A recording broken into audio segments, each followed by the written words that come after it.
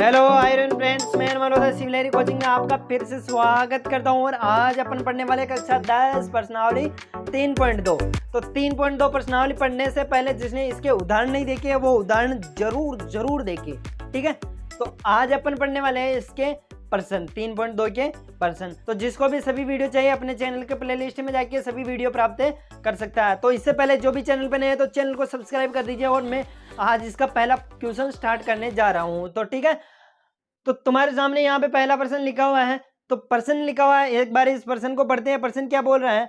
तो प्रश्न बोल रहा है, अभी इसके पहले प्रश्न में 2 पार्ट है, तो इसका पहला पार्ट पहले करेंगे, दूसरा पार्ट बाद में करेंगे। तो प्रश्न नंबर 1 बोल रहा है अपना, निम्न समस्याओं में, यहाँ पे ध्यान रखना, निम्न समस्याओं में रैखिक समीकरण के युग्म, निम्न समस्या में रैखिक समीकरण के युग्म बनाइए और उन्हें ग्राफीय विधि से हल। जैसे अपन को 2 क्वेश्चन दिया हुआ है यहाँ पे, ठीक है। अभी इस क्वेश्चन को पहले तो समीकरण बनानी है और समीकरण बनाने के बाद में इसको ग्राफीय विधि से इसको हल करना है। तो इसका प्रश्न पहला पार्ट पढ़ते हैं अपन। कक्षा 10 के 10 विद्यार्थी ने एक गणित की पहली प्रतियोगिता में भाग लिया। यदि लड़कियों की संख्या, पहली प्रतियोगिता, जैसे पहली मतलब ऐसे कुछ 2 और 3 के कितने होते हैं, ऐसा लड़कियों के बीच में डिस्कशन होता है, ठीक है, उसे पहली प्रतियोगिता कहते हैं। तो यदि लड़कियों की संख्या, सेकंड शर्त है, लड़कियों की संख्या लड़कों की संख्या से 4 अधिक है, तो प्रतियोगिता में भाग लिए गए लड़कों और लड़कियों की संख्या अपन को ज्ञात करनी है। लड़कों और लड़कियों की संख्या क्या ज्ञात करनी है अपन को। तो पहले अपन लड़कों और लड़कियों की संख्या को मानेंगे एक्स वाई, मानेंगे, इसलिए अपन के पास है नहीं तो मैं यहाँ पे मान लेता हूँ, माना कि हल नंबर 1 फर्स्ट का फर्स्ट, मानना कि लड़कों की संख्या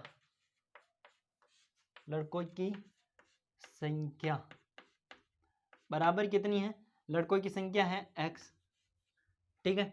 और मान लेते हैं कि माना कि लड़कियों की संख्या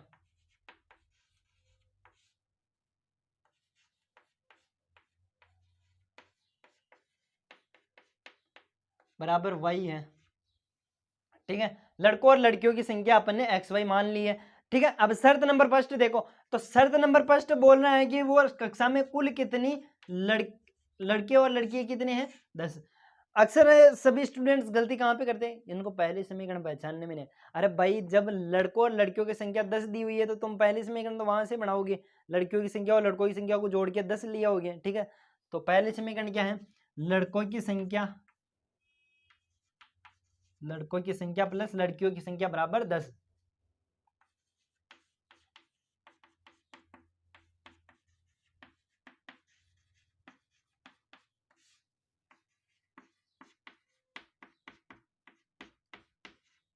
लड़कों और लड़कियों की संख्या 10 मान ली मैंने, ठीक है।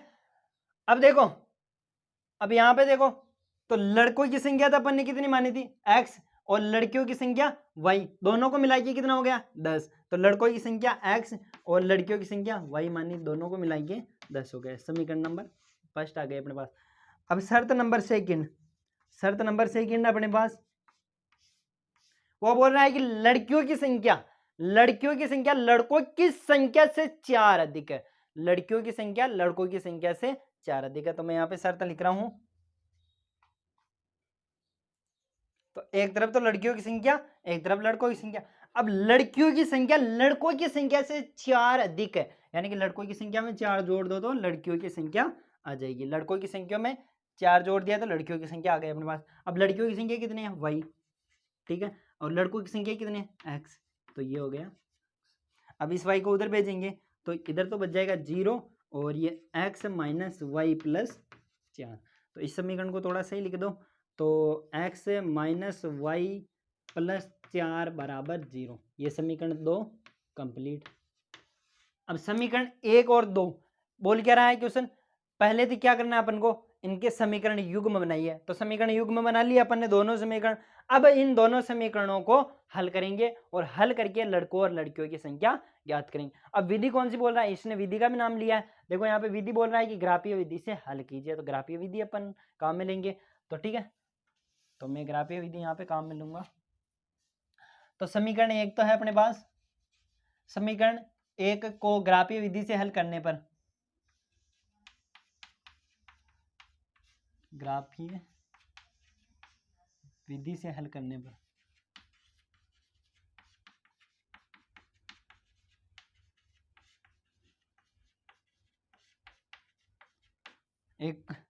एक समीकरण क्या है अपने, पहले समीकरण है x प्लस वाई बराबर 10 बराबर 10, ठीक है। तो पहली समीकरण तो ये है अपनी। तो अब इसको हल करते हैं। तो मैं इधर देखो y बराबर जैसे 0 रखता हूँ, 0 नहीं, y बराबर जैसे मैं 5 रखता हूँ, y बराबर 5 रखा। पहले इसको थोड़ा एडजस्ट कर लो, x बराबर रख लो इधर, और y बराबर, y इधर गया तो 10 माइनस वाई। देखो x इस रूप में बदलने से क्या होगा, आप डायरेक्ट मान रखते जाओगे, ठीक है, कोई दिक्कत नहीं आएगी। तो जैसे मैं y बराबर रखता हूँ 5, तो मेरे पास x कितना आएगा, यहाँ पे 5 आए तो 10 में से 5 गए तो 5, ठीक है। अब जैसे मैं रखता हूँ y बराबर 6, तो y बराबर रखा मैंने 6, तो यहाँ पे y बराबर 6, 10 में से 6 गया तो 4, तो x बराबर कितना आ गया 4, ठीक है। इसका टेबल बना लो।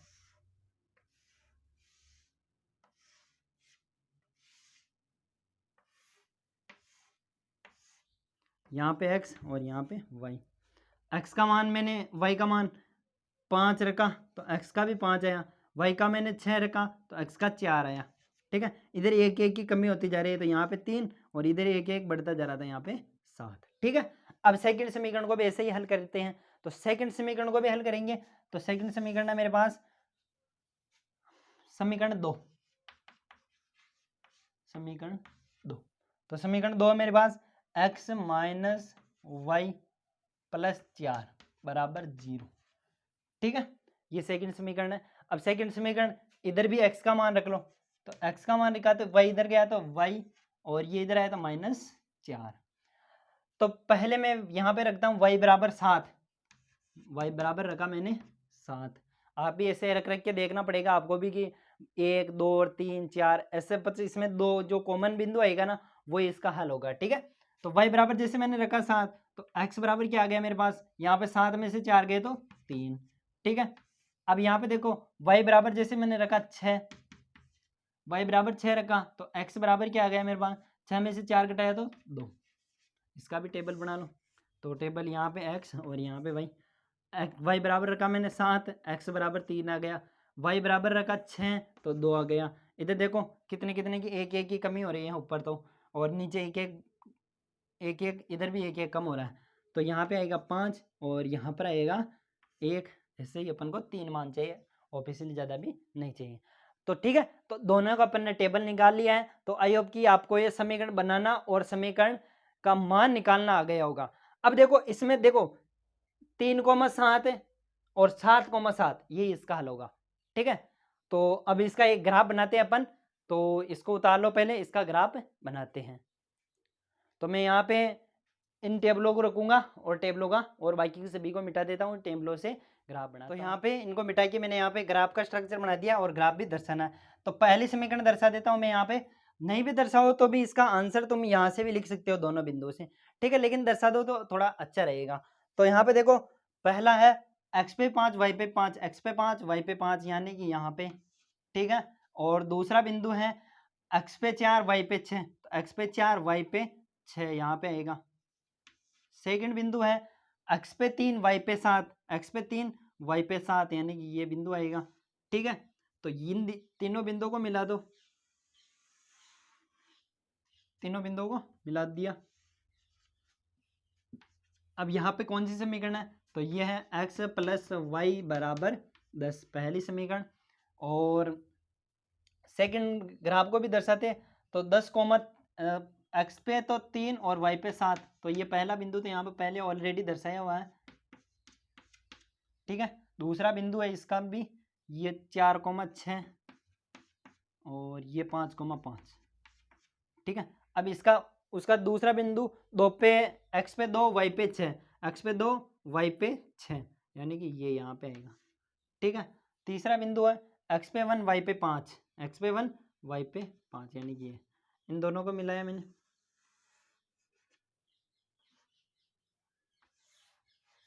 तो समीकरण कौन सी है ये है अपने पास x माइनस वाई प्लस 4 बराबर 0, ये सेकंड समीकरण। तो अपन यहाँ पे फाइनल आंसर लिख देते हैं कि लड़कों की संख्या कितनी है और लड़कियों की संख्या कितनी है। तो यहाँ पे जो कटान बिंदु है ना 3,7, तो अपन क्या लिखेंगे, अतः लड़कों की संख्या बराबर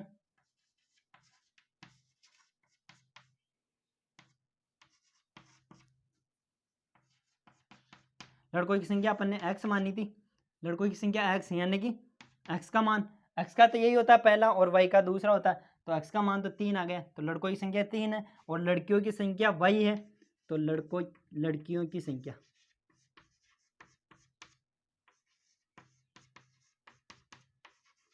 y यानी कि 7, लड़के और लड़कियों की संख्या अपन ने फाइनल आंसर निकाल लिया है। ओके, तो ये अपना क्वेश्चन कंप्लीट हुआ है। इसका ग्राफ भी बनाना चाहते हैं ग्राफ बना लेना, और नहीं भी बनाना चाहते हो तो मत बनाना, ठीक है। लेकिन इन जो कॉमन बिंदु है, इन कॉमन बिंदुओं से लड़कों और लड़कियों की संख्या अपन को ज्ञात हो गई। ओके, अब लेते हैं इसका सेकंड, तो पर्सन नंबर 1 का सेकंड पार्ट ले रहे हैं अपन। तो सेकंड पार्ट क्या बोल रहा है, एक बार इस पर्सन को पढ़ते हैं अपन ने, और पर्सन को पढ़ के बाद में इसको करना स्टार्ट करते हैं। तो पर्सन क्या बोल रहा है, 5 पेंसिल व 7 कलमों का मूल्य, कलम बोले तो पेन का मूल्य 50 रुपए है, ठीक है। जबकि 7 पेंसिल व 5 कलमों का मूल्य 46 रुपए है, तो एक पेंसिल व एक कलम का मूल्य अपन को ज्ञात करना है। तो जो चीज अपन को ज्ञात करनी है होती है उसको एक्स वाई मान लेते हैं। तो इसका हल करते हैं। तो माना कि एक पेंसिल का मूल्य x रुपए है, एक पेंसिल का मूल्य x रुपए है, ठीक है। और माना कि एक कलम का मूल्य y रुपए, एक कलम का मूल्य y रुपए है, ठीक है। ये दोनों चीजें अपन को ज्ञात करनी थी, तो अपन ने एक्स वाई मान लिया, ठीक है। गणित की भाषा में ये होता है, मानना ही पड़ता है, ठीक है। ओके, तो अब देखो, जब एक पेंसिल का मूल्य x रुपए है, तो शर्त नंबर फर्स्ट के अनुसार देखो 7 पेंसिलों का मूल्य कितना होगा, 7x रुपए। जैसे मानो कि एक पेंसिल का मूल्य 3 रुपए है, तो तुम क्या करोगे, 7 को 3 से गुणा कर लोगे। तुम्हें 7 पेंसिलें लानी है और एक पेंसिल का मूल्य 3 रुपए है, तो तुम 7 को 3 से गुणा करके 21 रुपए दुकान पे लेके जाओगे, ठीक है। ठीक इसी प्रकार ऐसे इसको करना है। तो एक पेंसिल का मूल्य तो x रुपए है, तो 7 पेंसिल का मूल्य हो गया शर्त नंबर फर्स्ट के अनुसार। अब तुम कक्षा 10 में आगे ऐसा नहीं बोलूंगा कि मैं एक पेंसिल का मूल्य x रुपए है तो 7 पेंसिल का मूल्य 7x रुपए हो गए, ऐसा नहीं लिखने वाला हूँ, डायरेक्ट लिखूंगा मैं, ठीक है। 7 पेंसिलों का मूल्य, पर्सन में क्या बोल रहा है, पहली शर्त 7 पेंसिलों का मूल्य प्लस 5 कलमों का मूल्य, सॉरी यहाँ पे सेकंड फर्स्ट शर्त तो ये 5 पेंसिलों का मूल्य प्लस, तो शर्त नंबर फर्स्ट क्या बोल रही है, तो शर्त नंबर फर्स्ट बोल रही है कि 5 पेंसिलों व 7 कलमों का मूल्य 50 रुपए है, ठीक है। तो ये हो गया अपने पास 5 पेंसिलों का मूल्य और प्लस 7 कलमों का मूल्य कितना है, 50 रुपए। तो 5 पेंसिलों और 7 कलमों का मूल्य कितना रुपए है, 50 रुपए। तो जब एक पेंसिल का मूल्य x रुपए है, तो 5 पेंसिलों का मूल्य 5x रुपए हो गए, ठीक है। और जब एक कलम का मूल्य y रुपए है, तो 7 कलमों का मूल्य कितना हो गया, 7y रुपए, और दोनों को मिला के कुल रुपए कितने हो गए, 50 रुपए। तो समीकरण नंबर फर्स्ट आ गए अपने पास। अब शर्त नंबर सेकंड से सेकंड शर्त बनाते हैं, पर सेकंड समीकरण बनाते हैं। तो सेकंड शर्त बोल रही है कि 7 पेंसिलों और 5 कलमों का मूल्य कितना है, 46 रुपए। तो कितने, 7 पेंसिल और 5 कलमों का, 7 पेंसिलों का मूल्य प्लस 5 कलमों का मूल्य बराबर 46 रुपए। यहाँ पे लिख देता हूँ मैं, तो यहाँ पे लिख दिया मैंने 7 पेंसिलों का मूल्य प्लस 5 कलमों का मूल्य, दोनों को मिला के कितने रुपए आ रहे हैं, 46 रुपए। तो जब एक पेंसिल का मूल्य x रुपए है, तो 7 पेंसिल का मूल्य 7x रुपए हो गए, और एक कलम का मूल्य y रुपए है, तो 5 कलमों का मूल्य 5y रुपए हो गए, दोनों को मिला के 46 रुपए हो गए, और समीकरण नंबर 2 अपन को यहाँ से मिल गई। तो दोनों समीकरण अपने पास कंप्लीट है। अब इनका देखो पहले प्रश्न में क्या बोल रहा है, इनको पहले तो समीकरण युग्म के रूप में बनाना है, तो समीकरण युग्म में बना दिया मैंने। अब क्या करेंगे, इनको ग्राफीय विधि से हल करेंगे। तो हल करते हैं। यहाँ पे समीकरण 1 को मैं ग्राफीय विधि से हल कर रहा हूँ, समीकरण 1 को ग्राफीय विधि से हल। तो समीकरण 1 को ग्राफीय विधि से हल कर रहे हैं। तो यहाँ पे देखो समीकरण 1 है अपने पास 5x प्लस 7y बराबर 5। अब देखो बराबर 50 है, सॉरी। अब देखो यहाँ पे करना क्या है, इधर x का मान या y को 1 को ही रखना है, ठीक है। तो मैं जैसे इसको सभी को उधर भेजता हूँ, तो 5x बराबर कितना हो गया मेरे पास, 50 माइनस 7 वाई, ठीक है। 5 गुणा में नीचे जाते भाग में आएगा, तो इसको मैं भाग में लिख देता हूँ 5, ठीक है। अब देखो, अब एक्स वाई के ऐसे ऐसे मान रखने हैं अपन को, एक्स वाई के, कि ये जो वाई का ऐसा मान रखना अपन को कि 5 का पूरा पूरा भाग चले जाता है, यानी बटे हुए में नहीं जाना चाहिए। तो जैसे मैं वाई बराबर 0 रखता हूँ, तो वाई बराबर 0 रखा, तो ये तो कांस्टेंट पूरा 0, तो 50 बचे, 50 में 5 का भाग दिया तो एक्स बराबर आ गया मेरे पास 10, ठीक है। अब देखो यहाँ पे y का और क्या मान रखो कि इसमें पूरा पूरा भाग चल जाएगा, तो y का 5 रखूँ, तो 5 से 35, 50 में से 35 घटाओ, तो 35 घटाए तो 15 बच जाएगा, 15 में 5 का भाग जाता है, तो y बराबर रखा मैंने 5, ठीक है। तो क्या हो गया, नहीं देखो यहाँ पे 50 माइनस 5 7 35 हो गया, ये तो बटेवा 5, तो 15 बच गए, तो 15 बटेवा 5, 15 बटेवा 5, 5 3 15, तो x का मान क्या आ गया 3, x का मान क्या आ गया 3, 5 3 15, x का मान 3 आ गया अपने पास। अब इसका टेबल बना लेते हैं, यहाँ पे x का मान, यहाँ पे y का मान। शुरू में y का मान 0 रखा, x का मान 10 आ गया, फिर y का मान मैंने रखा 5, x का मान 3 आ गया। अब देखो कितने कितने की कमी हो रही है, 7 की कमी हो रही है, इसमें से 7 घटाओ तो -4, और इधर 5 बढ़ रहा है, तो यहाँ पे आएगा 10। ऐसे दूसरी और भी टेबल प्राप्त कर सकते हैं अपन। अब देखते हैं सेकंड समीकरण, तो समीकरण 2 को भी हल करेंगे अपन।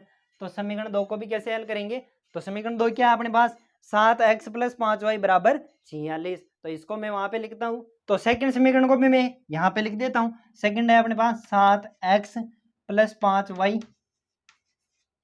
= 46, इसी के जैसे इसमें भी x बराबर रखा था, इसमें भी x बराबर इधर रख लो, तो 7x बराबर आ गया मेरे पास, ये 5y उधर भेज दूं, 46 माइनस 5y हो गया ये, तो ठीक है। ये 7 गुणा में नीचे जाते भाग में आएगा, ये भाग में, तो यहाँ पे 7 भाग में आ गया, ठीक है। अब x y का ऐसा मान रखना है कि 7 का पूरा पूरा भाग चले जाए। जैसे 0 रखूंगा तो 0 रखते 46 में 7 का भाग नहीं जाएगा, 2 रखूंगा तो भी नहीं जाएगा, 5 घटाए 41 तो भी नहीं जाएगा।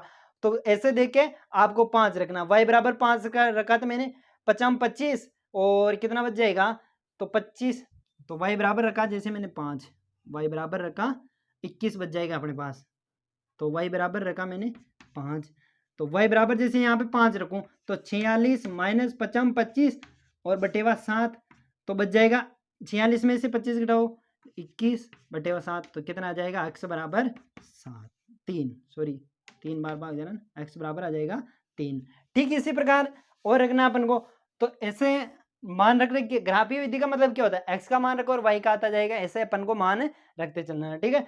अब जैसे यहाँ पे रखूंगा मैं, यहाँ पे y बराबर रखूं मैं, जैसे 2 रखूं तो 5 दूनी 10, तो y बराबर रखा मैंने माइनस का 2, तो माइनस का 2 रखा यहाँ पे, तो यहाँ पे y बराबर रख रहा हूँ मैं -2, तो y बराबर -2 रखा, तो 46 और -5 इंटू -2, ठीक है। तो -5 और -2 यहाँ पे बटेवा 7 है, ठीक है। तो 46 माइनस और ये माइनस माइनस प्लस का 10 बटेवा 7, तो दोनों मिला के हो गए 56, और 56 में 7 का भाग जाता ही है, तो 7 8 56, कितना आ गया 8, तो x का मान क्या आ गया 8। तो आई होप ये बिल्कुल आपको समझ में आ गया होगा, ठीक है। तो अब यहाँ पे टेबल बना लेते हैं इसकी, ये x का मान, ये y का मान, y का मान मैंने 5 रखा, तो x का मान 3 आ गया, ठीक है। और यहाँ पे x का मान, y का मान -2 रखा, x का मान 8 आ गया, तो ठीक। यहाँ पे भी ऐसा आगे बढ़ते जाना, तो यहाँ पे कितने की वृद्धि हुई है, यहाँ पे 5 वृद्धि हुई है, तो 5 जोड़ो तो यहाँ पे आ गया 13, और इधर कितना कम हो रहा है, तो यहाँ पे 7 कम हो रहा है, तो यहाँ पे माइनस का 9 आ जाएगा नीचे, ठीक है ऐसा। तो आई होप कि ये बिल्कुल समझ में आ गया होगा आपको, और इसमें करना कुछ भी नहीं, केवल इन दोनों समीकरणों को x का मान रखना, y का मान प्राप्त होते जाएगा, ठीक है। पहले एक बार समीकरण को इस रूप में लिया ना, ताकि आपको x y का मान रखने में आसानी होगी, ठीक है। अब इसका ग्राफ आप ही को ही बनाना है, ओके।